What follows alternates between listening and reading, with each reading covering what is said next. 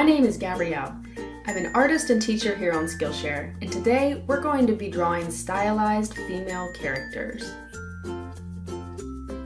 The question I get asked more than any other in my art is, how do you draw faces?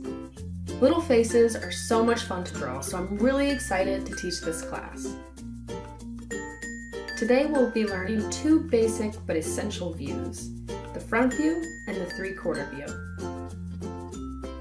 You'll learn all the basics you need to know to make an endless variety of cute female characters.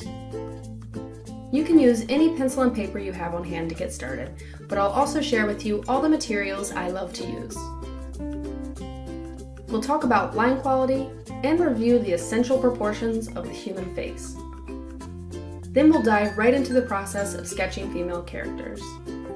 I'll show you step by step how to draw eyes, noses, mouths, and hairstyles. I'll show you how you can easily make your characters come to life with expression, and how you can add little accessories to give your character a story.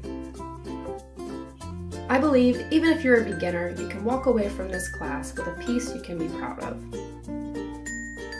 I'll share tons of worksheets, tutorials, tips, and references along the way, so you'll feel confident drawing female characters.